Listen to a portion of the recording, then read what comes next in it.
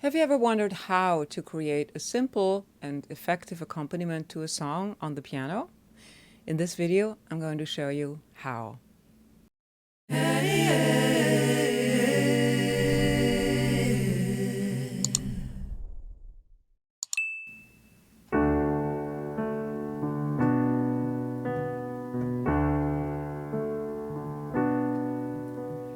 heard there was a secret chord that David played and it pleased the Lord. But you don't really care for music, do you?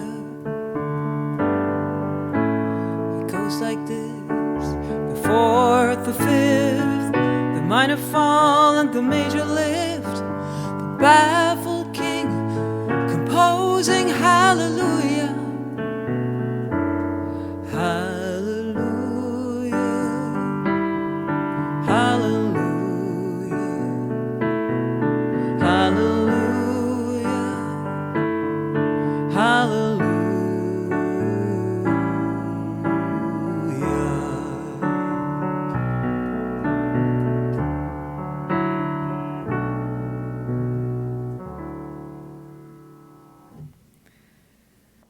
Hi there, Elizabeth Loninger here. So in this video, we're going to discuss how you can create a fairly simple but effective piano accompaniment for yourself. And I'm going to show you this with the beautiful Leonard Cohen song, Hallelujah. So what I did here in the beginning is I was basically using triads and inversions and bass notes. So think about it this way. We're in D major. So here's your D in the left hand, that's my bass note. And then in the right hand, I'm going to play a D major triad.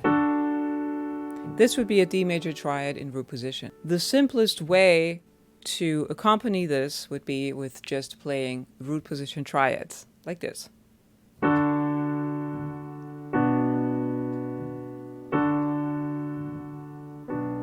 Right?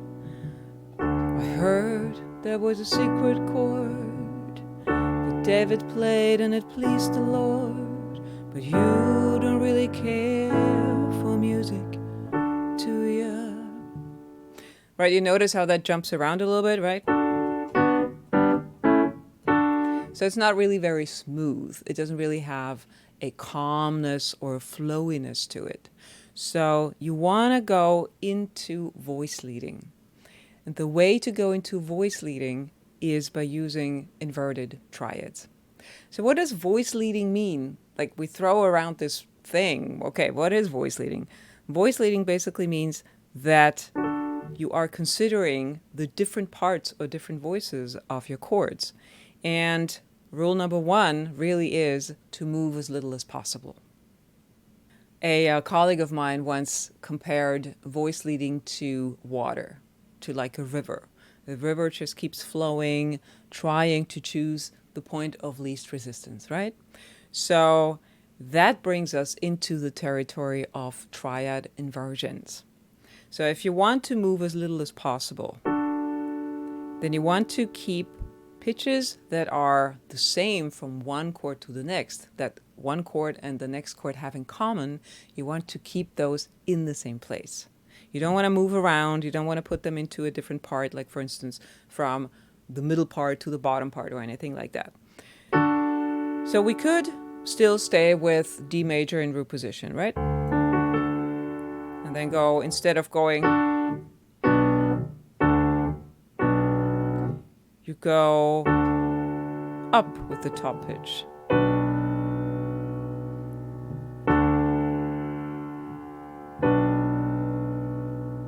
So why does that work?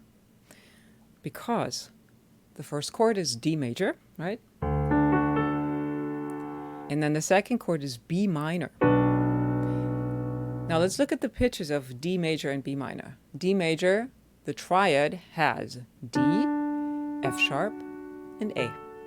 And in the bass note, again, we have D. Now the B minor triad in root position would be B, D, F sharp, right? So you already see, okay, we have two pitches that are the same, the D and the F sharp. But if I wanted to go from here to here, I would have to jump around, but I don't want to jump around. I want to keep these two pitches the same. So I move the top pitch to B. And that brings me into a triadic inversion. Right? So you have this.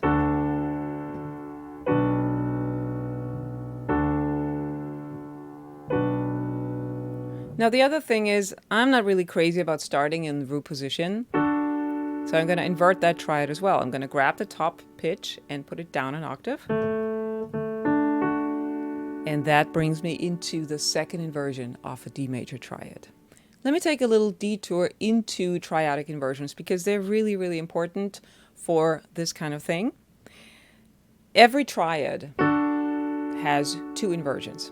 It has a root position, and then it can be inverted 2 times. What does that mean? What is an inversion? Look at the D major triad again. So we have D, F sharp, and A.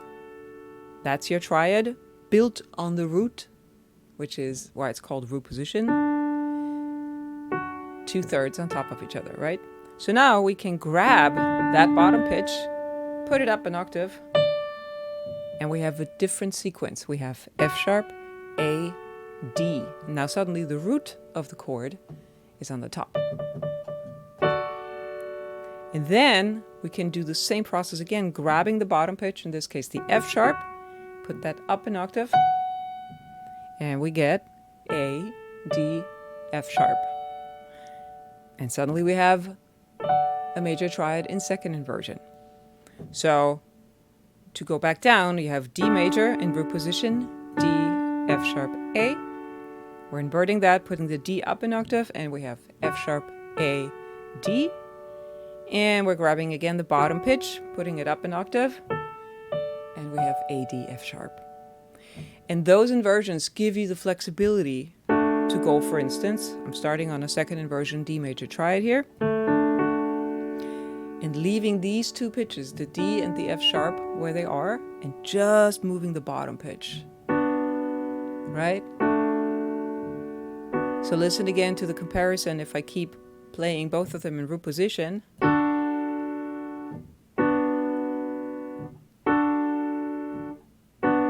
And now I'm doing it with voice leading in second inversion.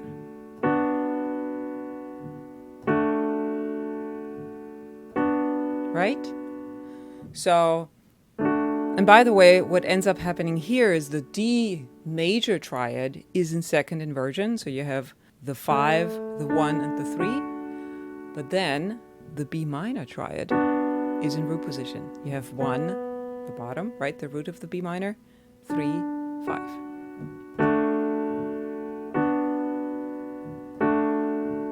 Right? So how do you study this? How do you study inversions of triadic progressions? You go back to studying the cadenzas, the classic cadenzas 1, 4, 5, 1. And then you can branch out in all kinds of other chord progressions. But let's, for instance, go to C major, right? And let's say we're in C major in root position. So the first triad, that's our 1 triad, or tonic triad, is in root position, C, E, G, right? And then I want to go to 4. I could go up, staying in root position to the 4, and then up to the 5, and back down to the 1. So that would sound like this. Again, not exactly smooth, technically correct, but not really smooth.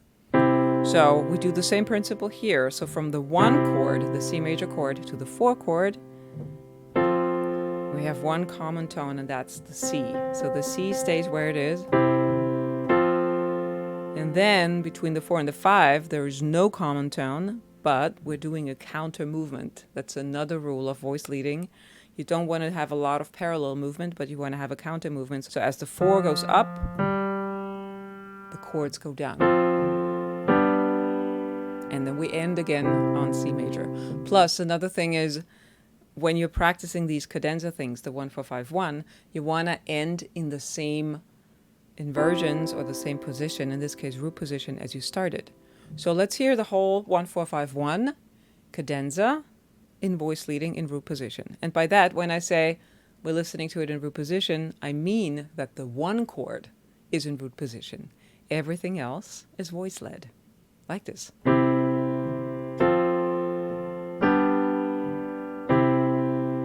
Right? And then you can invert that again. Same here, start in first inversion, like you're grabbing the root, putting it up an octave, and you go.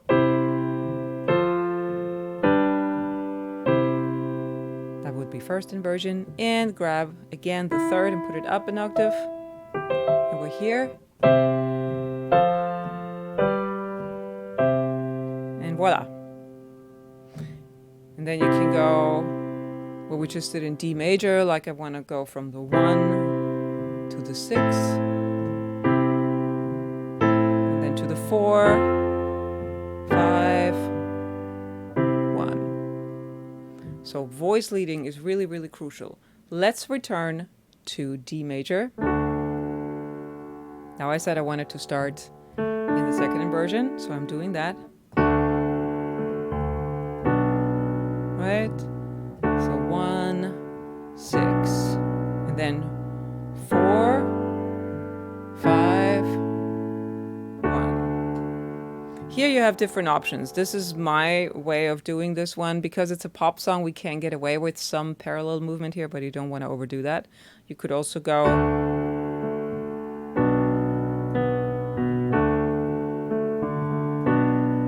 up and go down. So that would be classically, technically a little bit more correct, because you have counter movements between the 4 and the 5. So that's your first step. You want to really, really practice the inversions of the triads and being able to play the inversions of the triads. Ideally, I want to say in probably 3 keys. So, or at least in the keys that you know that are good for your voice, and learn all inversions of those, like all 3 of them. There's only 3. It's 3 chords in 3 inversions. All right? Now, the next thing that I did, the next thing that's important when you want to accompany yourself is that you have good tempo. So